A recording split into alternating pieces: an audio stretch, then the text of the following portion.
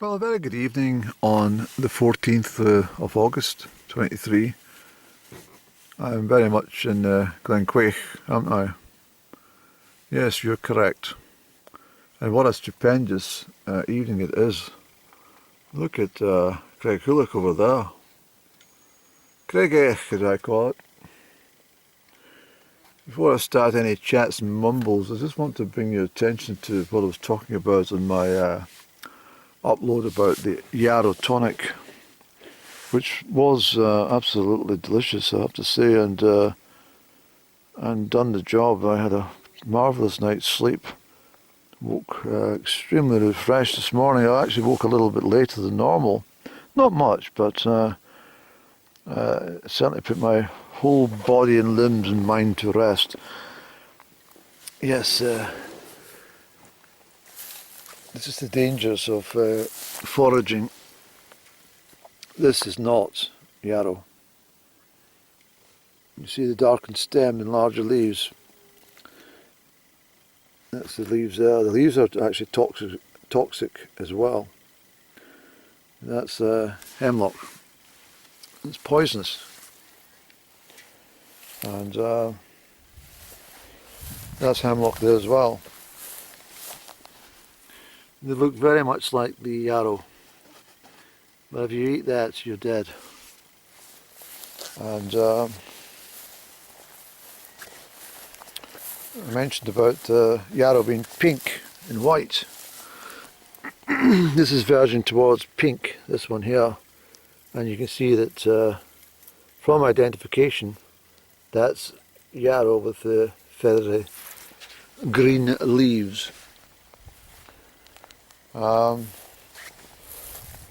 It's very easy to get yourself sickly, ill, or even dead by foraging. This one here is hemlock.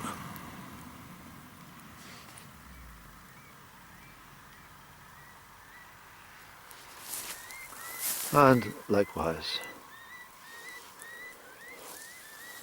The birds in a chatty mood tonight, aren't they? Yes, what's all the problem now?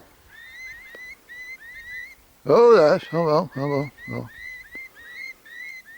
It's the oyster catchers, is it?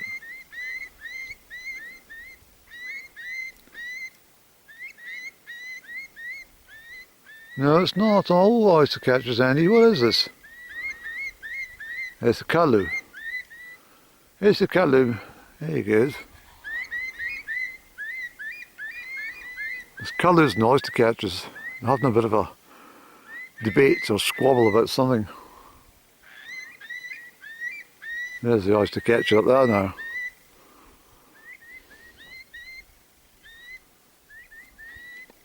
It's always a bit of fun here in Glen Quaich with the creatures, isn't there?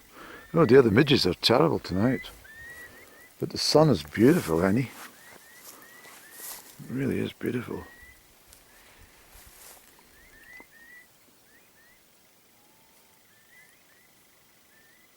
What a marvellous night to be out and about. You've really got to be out as much as you can at this time of year because, well, come October there's the opportunities become thin in the ground, don't they? Just depends how your day sits as well, right enough. But I'm thinking, well,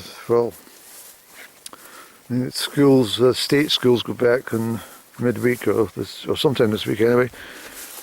And I thought to the poor children, I mean, what kind of summer they really had? Not a memorable summer, I don't think, for most of them. It's a shame. I really feel sorry for the children, to be honest, because well, I don't know. There's just I don't know. Even when they're out playing, they don't seem to play for very long. They seem to have very low concentration levels these days. I don't know what it is, but they're only playing for about excuse me. They're only playing for about 5 or 10 minutes, and then they start hitting each other over the head with things and stuff, and getting all tearful about nothing.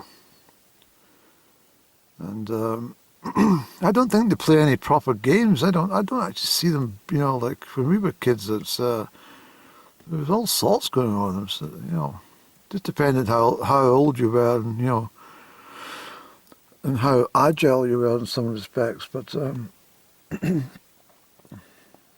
we always played poachy, hopscotch, but poachy. Played that for hours and hours, and then mostly in the Easter holidays, but also in the summer for a little while. But generally, there was lots and lots of trekking done, and your neck buried in high bracken, and the smell. I could still smell that bracken from the way back then. And all the flies that used to come all about. But I'm thinking as well that, these kids go back to school and do, what did you do? Nothing. You must have done something. Come on, tell us a story. Write a story about it. That's what we had to do. That's what got me very creative. I used to like that. It's guaranteed when you get back to, after a term break in the summer, you the autumn term, and the teacher would say, okay, write an essay on what you did during the summer. And I used to fucking talk a lot of shit. I used to tell her I was away climbing mountains in Switzerland, and across the deserts and stuff like that, but we definitely knew. I can't remember I'm not going to mention her name, she said. I'm not going to disclose her name, but she was, I think she was highly amused.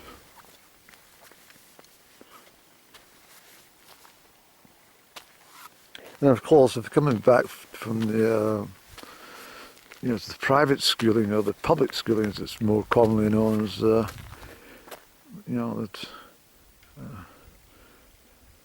where were you this summer? Oh, well, we were down in Windsor for a few days, and Harrow, and joined a few friends at Henley Regatta, and then Daddy was down at the Isle of Wight, so we joined him for a week. And did you go abroad? Oh yes, we went to see one of Auntie Giselle and in Bonn. Bonn's not a very nice place, is it? No, it's not. We didn't hang around much. We went touring. Here's that owl. Look. That's a short-eared owl there, and you can catch it there. There it goes. That's a short-eared owl, Annie.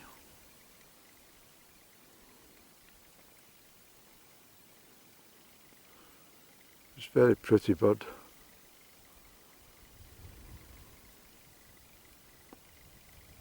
Just losing her now.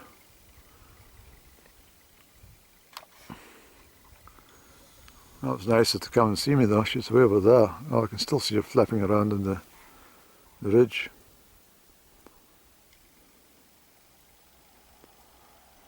She's out and about there.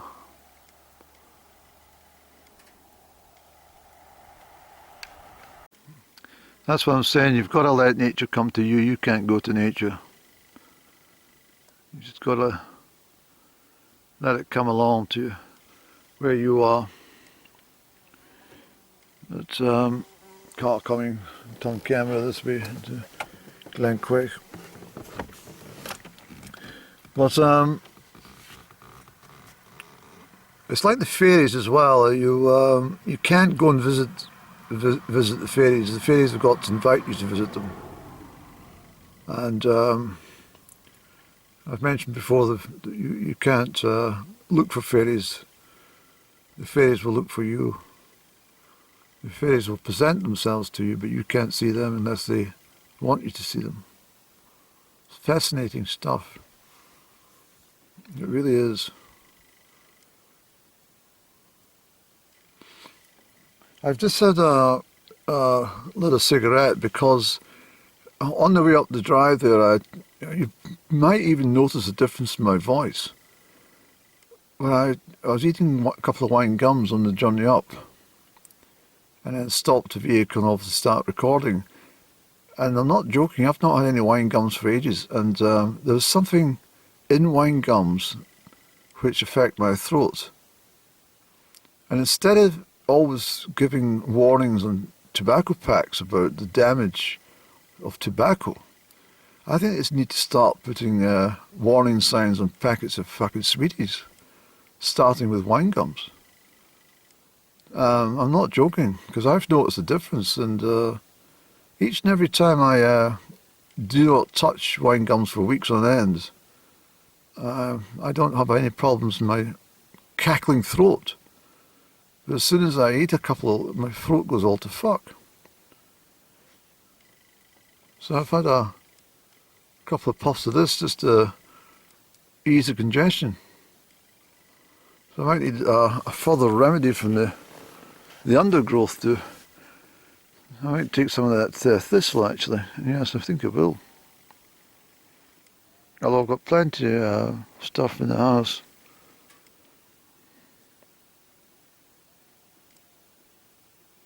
I can hear footsteps, Annie.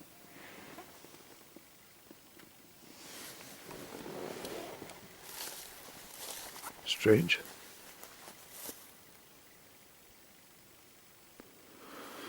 I distinctly had a couple of footsteps there. Maybe not. It's very quiet, isn't it?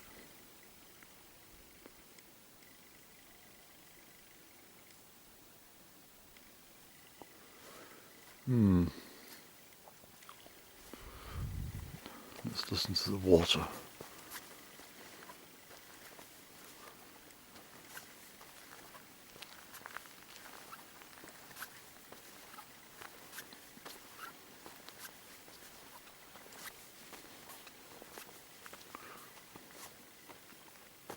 Ah.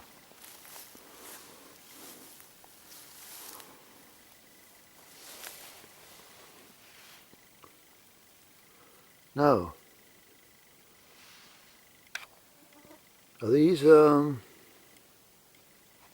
on, Annie. This looks like tarragon, isn't it? I'm not sure the name of this one. I'm rather hoping it's not eyebright, but it could be. I think we'll check that one out, Annie. Very good, well spotted. Look, the leaves are just like tarragon. I don't know what this one is, Annie.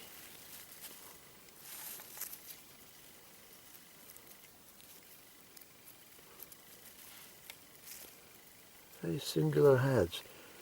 That's definitely a good find, Andy. That's why I love coming out, because there's always something. I've probably passed these and previously just assumed of something else, but having a closer inspection, I realise I've not really seen them. I've got midges inside my ear, right inside my brain now. It's flying around inside my brain, that midge. That midge.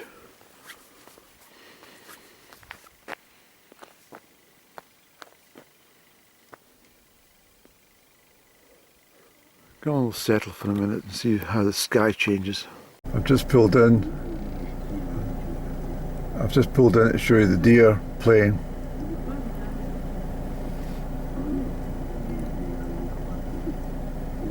Let's get this in focus, Andy. Hold a second.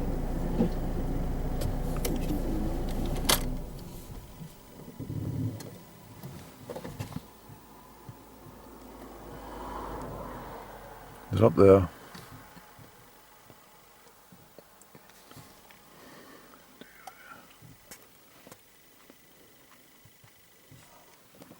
Back up the hill a bit.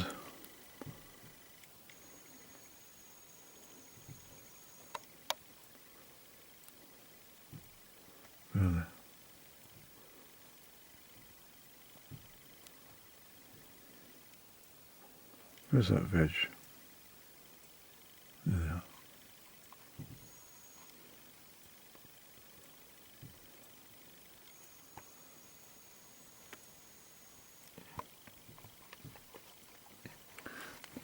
It's just, once again, it's nature at its best. When I came along the road, they were playing tag with each other, but now they know that I've stopped. They've gone up the hill now.